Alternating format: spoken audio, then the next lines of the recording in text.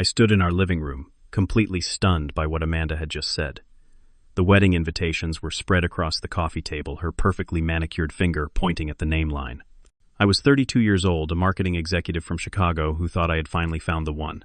That is until my fiancée looked me straight in the eyes and declared Wilson just sounds better than Murray. Her ex-husband's last name was apparently worth keeping over taking mine. The $8,000 wedding dress hanging in her closet, the one my credit card was still recovering from, suddenly felt like the price tag of my humiliation. What I did next would change everything between us. Before I tell you what happened next, let me know where you are watching from in the comments. If this story resonates with you, hit that subscribe button, as I share how I stood up for myself when I realized my worth was being questioned by the woman I thought would be my forever. I had always considered myself a hardworking, honest man. My parents raised me in a middle-class neighborhood in the suburbs of Chicago, where they instilled values of respect, integrity, and partnership. Dad worked as an engineer while Mom taught elementary school. They showed me daily what a loving, equal marriage looked like. The Murray name might not be fancy, but it represented generations of good, hardworking Americans. When I met Amanda Parker at a charity gala for Chicago Children's Hospital, I was immediately captivated. She wore a burgundy dress that complemented her blonde hair, and her laugh could light up the entire ballroom. I gathered my courage and approached her during the silent auction. We connected instantly over our mutual love for contemporary art and Italian cuisine. Our first date was at Bellissimo, a small Italian restaurant tucked away in a quiet corner of the city. I still remember how she enthusiastically described her job as a corporate event planner for luxury brands. Her intelligence and ambition matched her beauty. As we shared tiramisu for dessert, I knew I wanted to see her again. Over the next 6 months, our relationship blossomed. We explored Chicago's museums, tried new restaurants every weekend, and spent lazy Sundays watching classic movies. Amanda met my family during Thanksgiving.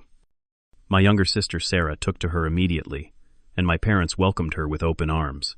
Dad even pulled out our old family photo albums, proudly sharing stories about the Murray lineage dating back to his grandfather who immigrated from Scotland. When Amanda invited me to meet her parents, I was nervous but excited.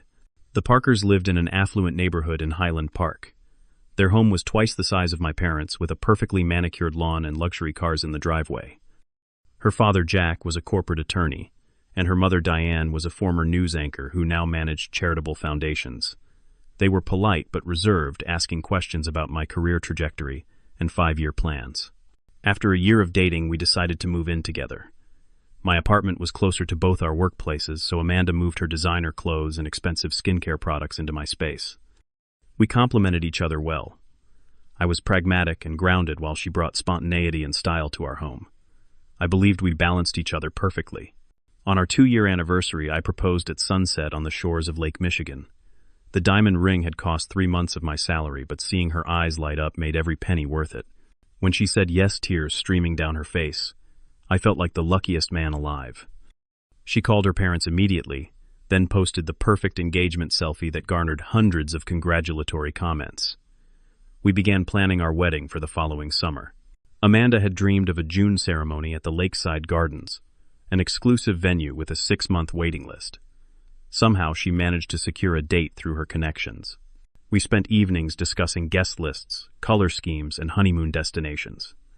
I envisioned building a family with her, having children who would carry on the Murray name. Our future seemed bright and certain. When we visited my parents to share our wedding plans, my father toasted us with his finest scotch. He spoke emotionally about welcoming Amanda to the Murray family, saying how proud he was that the family name would continue with such a beautiful addition. Amanda smiled and thanked him, though I noticed she quickly changed the subject to the wedding venue. I had no idea that this was the first sign of troubles to come. I was still living in the glow of our engagement, picturing our life together with rose-colored glasses. Amanda seemed equally excited about our future, and I had no reason to doubt her commitment to our shared life. I believed without question that we were on the same page about everything important. The first hairline cracks in my perfect picture appeared during wedding planning. Amanda became increasingly focused on how everything would look, not just to our guests, but online. She created a wedding-specific Instagram account and spent hours browsing luxury wedding hashtags. This seemed harmless enough at first. I chalked it up to normal bridal enthusiasm. Then came the dinner party that changed everything. Amanda suggested we host some of her college friends and their spouses. As I helped prepare our apartment, She kept emphasizing that these were important connections. Jasmine was married to a surgeon from a prominent medical family. Taylor had married into the Blackwell Hotel empire. Catherine was wed to a state senator's son. The evening started pleasantly enough, but I quickly felt out of place in my own home. The conversation centered around vacation homes, boarding schools for future children, and country club memberships. When Amanda introduced me, she emphasized my role as marketing executive, but glossed over the fact that I worked for a mid-size firm rather than a Fortune 500 company. During dinner, Brandon Wilson's name first entered our story. Catherine mentioned running into him at a charity gala. The table immediately buzzed with recognition. Amanda's cheeks flushed slightly as Catherine asked, "You still keep in touch with him, right?" I learned that Brandon was Amanda's college boyfriend and ex-husband from a brief marriage in her mid-20s.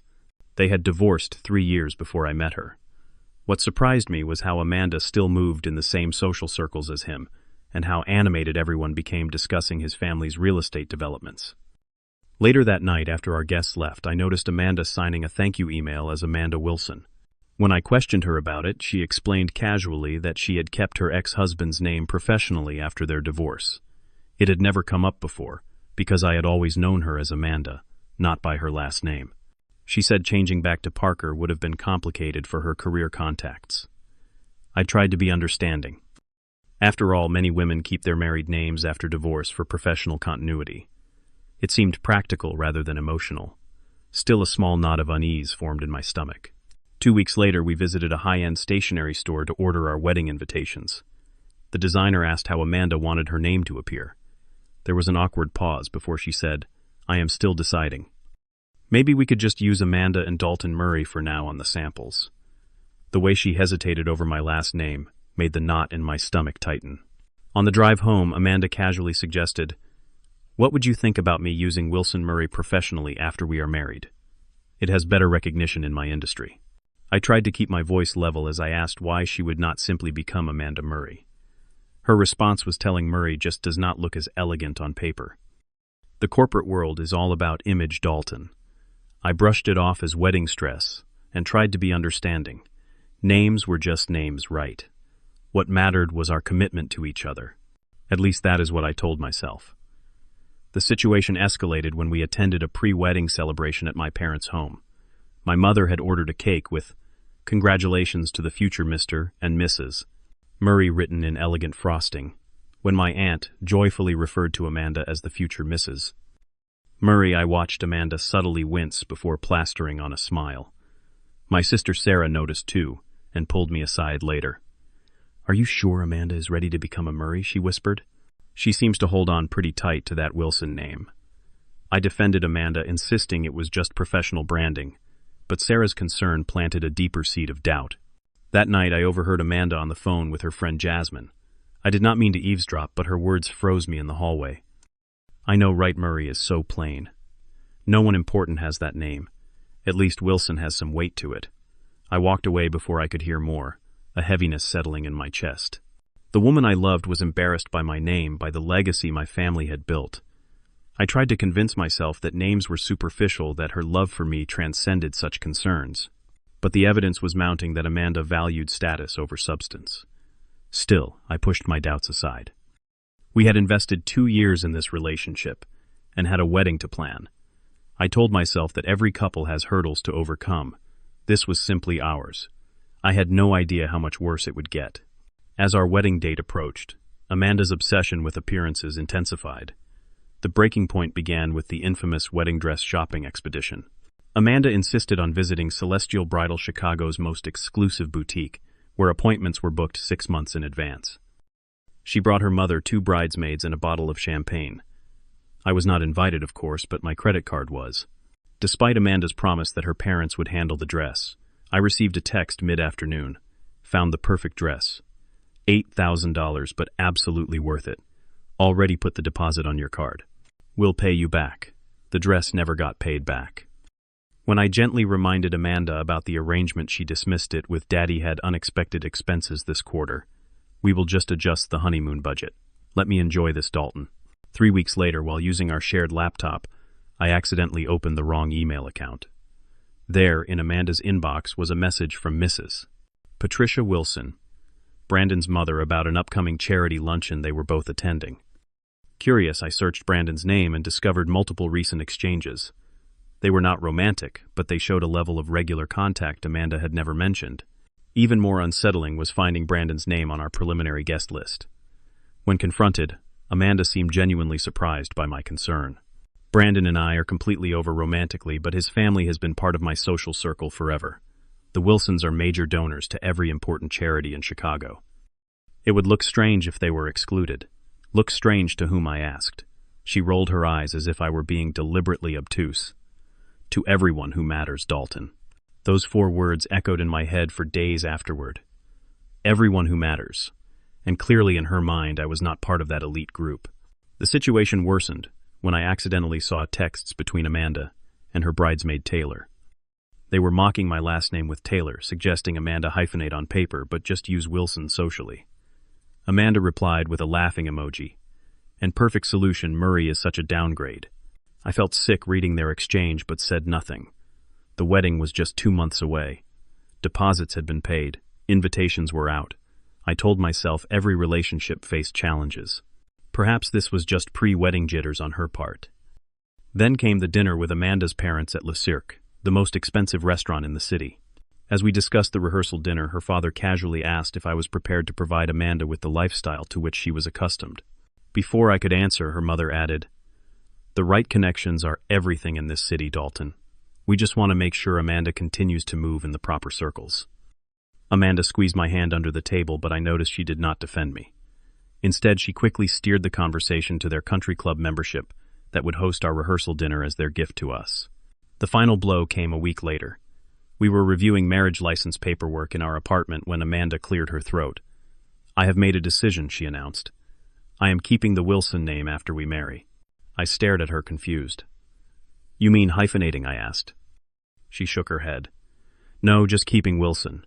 But why would you keep your ex-husband's name when we get married?" I asked, trying to keep my voice calm. Her answer cut deeper than any knife could have. "It sounds better than Murray," she said matter-of-factly. "Wilson has opened doors for me professionally and socially. Murray sounds so well common. No offense, but no one important is named Murray." I sat in stunned silence as she continued explaining her decision, as if we were discussing something as trivial as a paint color. "Murray is just so plain and forgettable. Wilson has prestige. I have built my professional reputation with that name. When I finally found my voice, I asked about our future children. What would their last name be?" Amanda waved her hand dismissively. "We can give them Wilson Murray as a hyphenated name. Best of both worlds. Or just Wilson for simplicity. We can discuss details later. It was not just about the name anymore. It was about respect, about how she viewed me and my family. In that moment, I realized Amanda was not marrying me for who I was, but despite it. She wanted a husband, a wedding, a certain type of life, and I was simply the most convenient vehicle to obtain those things while maintaining her precious social status. I quietly excused myself, claiming I needed some air. That night, I barely slept, lying awake beside her as she slept peacefully, unaware that she had just shattered the foundation of our relationship. By morning, I knew exactly what I had to do. The next day, I called in sick to work and waited until Amanda left for her office. Sitting in our living room, surrounded by wedding plans and bridal magazines, I felt a strange calm descend over me. Clarity often comes in your darkest moments. This was not about a name anymore. It was about fundamental respect. I called my father, a man who had been married to my mother for 35 years. "Dad." I started, my voice surprisingly steady. "What would you have done if Mom had refused to take your name because she thought it was not good enough?" There was a long pause before he answered. "Son, a marriage is about joining 2 lives completely. Your mother took my name not because she had to, but because she was proud to become part of our family, just as I was proud to have her. Anyone ashamed of joining your family does not deserve to be part of it." His words crystallized everything I had been feeling. This was not about tradition or ownership. It was about Amanda's shame in being associated with me and my family. A line had been crossed that could not be uncrossed. After hanging up, I opened Amanda's laptop, which she had left at home. There, in her browser history, were searches for business cards with Amanda Wilson Executive Event Planner and Amanda Wilson Murray social media profiles. She had already ordered stationery with just Wilson embossed at the top. Most telling was a social media post she had drafted but not yet published. No matter what happens next, I will always be a Wilson at heart. The caption was meant to accompany a photo of her in the $8,000 wedding dress. I closed the laptop and sat back, the weight of my realization heavy on my shoulders. Amanda did not love me for who I was. She loved the idea of a wedding, a husband, and the social validation those things would bring, while maintaining her connection to a more prestigious social circle through her ex-husband's name. I thought about my mother, who had built a successful teaching career as Catherine Murray. She had never once suggested that taking my father's name had diminished her in any way. She wore the Murray name with pride because she valued the man and family attached to it. Looking through our engagement photos, I remembered how happy I had been when Amanda said yes. How hopeful I had been about our future together. That hope had been built on a foundation of sand, and now the tide had come in. I would not create a scene. I would not argue or beg. I would not try to convince Amanda to value me and my family. Self-respect demanded a different approach. In that moment, I made my decision. If Amanda was so certain that Wilson was better than Murray, then she could remain a Wilson without me. With my mind clear and my heart resolute, I spent the next 24 hours planning my response. This would not be an impulsive reaction, but a deliberate choice to honor myself and the Murray name she so easily dismissed. First, I called Celestial Bridal and spoke with the owner, Mrs. Abernathy. I explained my situation with surprising composure. She listened sympathetically before offering a solution. Given the circumstances, she would process a full refund, minus a small restocking fee. The dress had not been altered yet, which made the return possible. $8,000 returned to my credit card. 8,000 possibilities for a new beginning. I thanked Mrs. Abernathy for her understanding and discretion. She wished me well with genuine warmth. Next, I visited Italy Awaits Travel Agency. Italy had always been my dream destination, with its rich history, incredible food, and beautiful landscapes. I had suggested it for our honeymoon, but Amanda had pushed for the Maldives because it would look better on social media. The irony was not lost on me as I booked a 3-week solo journey through Rome, Florence, Venice, and the Amalfi Coast. The first leg of the trip would begin tomorrow evening.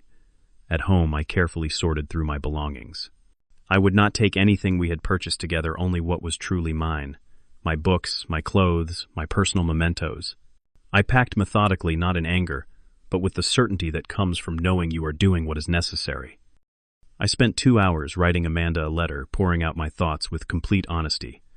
I explained that a name represents family heritage and shared identity. I wrote that her rejection of my name felt like a rejection of who I was at my core. I detailed how love should involve pride in joining together, not embarrassment about where your partner comes from. I was not angry as I wrote, just profoundly sad that she could not see the depth of her actions.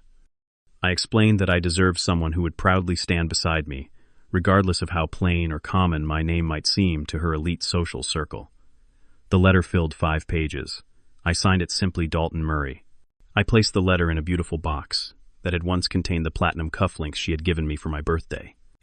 Inside, I added 3 items: the receipt for the returned wedding dress, my flight confirmation to Rome, and my grandmother's wedding band that had been intended for Amanda on our wedding day. The small box fit perfectly in the empty space in her closet where the $8,000 wedding dress had hung. She would find it when she came looking for the dress to show her mother that weekend. With my bags packed and arrangements made, I took one final look at the apartment we had shared. 2 years of memories, both beautiful and painful. I did not feel anger, just a profound sense of closure. I was not running away. I was choosing myself. I waited until Thursday evening when Amanda had a late client meeting. I left my key on the kitchen counter, picked up my suitcases, and walked out the door. As my rideshare pulled away, I sent one final text: "Check your closet. I have made my decision."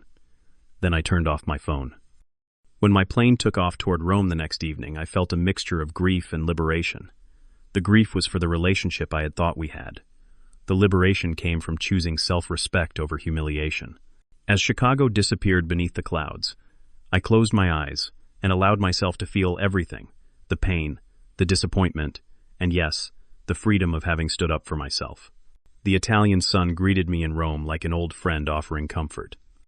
As I checked into my small hotel near the Spanish Steps, I finally turned my phone back on.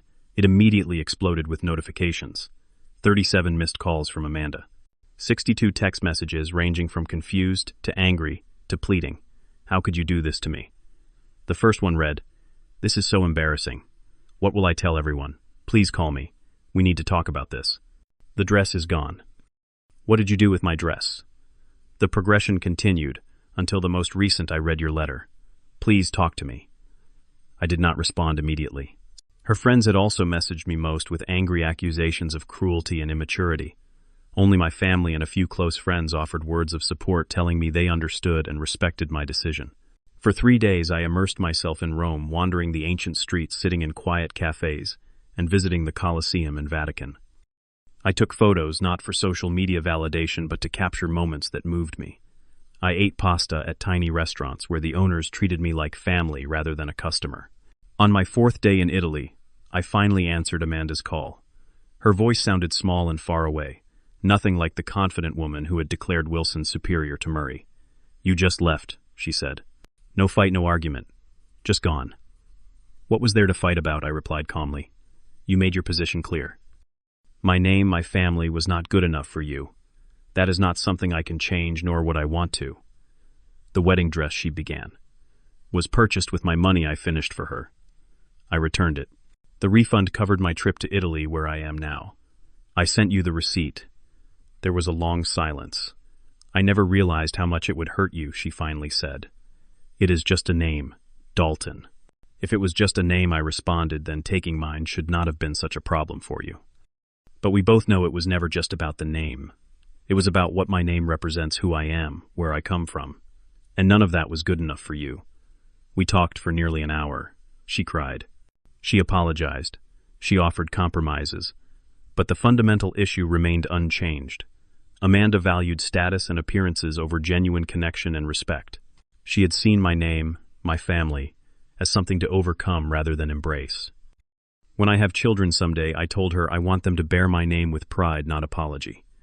I want to marry someone who feels the same way. After we hung up, I felt a weight lift from my shoulders. The wedding was officially canceled. Amanda would handle notifying the guests. The deposits lost were a small price to pay for the clarity I had gained. Over the next 3 weeks, Italy worked its magic on my wounded spirit. In Florence, I befriended an older couple from Boston celebrating their 40th anniversary. In Venice, I shared a gondola with a family from Texas who invited me to join their dinner. In Positano, I met a group of international travelers and spent evenings discussing life and philosophy under the stars.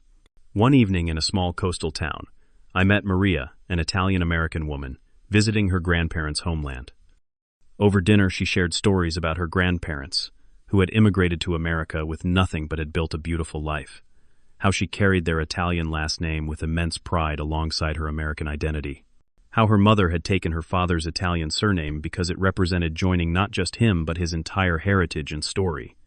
Her pride in her blended identity was everything Amanda had lacked. It was not about which name sounded better or opened more doors. It was about honoring the journey that had brought her family to where they were. We exchanged email addresses before parting ways, 2 ships passing in the night but leaving meaningful impressions on each other. When I returned to Chicago 3 weeks later, I moved into a new apartment across town. I felt different, stronger, more certain of my worth. I arranged to meet Amanda one final time to exchange the few remaining items and find closure. She looked beautiful but subdued when we met at a neutral coffee shop. The engagement ring sat in a small box between us. I wish I had understood sooner, she said softly. I never meant to make you feel less than. I was just so caught up in appearances and what everyone would think. I believe you, I replied, and I forgive you. But understanding would not have changed the fundamental issue. You and I value different things. I hope you find someone whose priorities align better with yours. As we parted ways, I felt no regret, only gratitude for the lesson I had learned. True partnership means being proud of your shared identity, whatever form that takes. It means valuing substance over status, character over connections. 6 months later, my marketing firm sent me to a conference where I met Jessica, a brilliant content strategist, who introduced herself with a firm handshake and genuine smile. Over dinner, she mentioned how her grandmother had taught her that a person's character mattered far more than their social standing. When the topic of names came up naturally, she laughed and said, I have always thought that when I meet the right person, I would be honored to take their name or blend ours together. It is about creating something new together, right? I smiled, knowing that a name is never just a name. It is a symbol of respect, heritage, and shared future. By standing up for myself, I had opened the door to finding someone who would enter that future as an equal proud partner. Would I ever have found this clarity if Amanda had not declared her preference for her ex-husband's name? Sometimes the most painful moments teach us the most valuable lessons. That day when she said Wilson sounds better than Murray, she unknowingly gave me the greatest gift, the courage to choose self-respect over settling for less than I deserved. Have you ever had to make a difficult choice to preserve your self-respect? Share your story in the comments below. If this video resonated with you, please hit that like button and subscribe to hear more stories about finding strength in challenging moments. Sometimes walking away is the bravest thing we can do. Thank you for listening to my story, and remember you deserve someone who is proud to share your name and your life.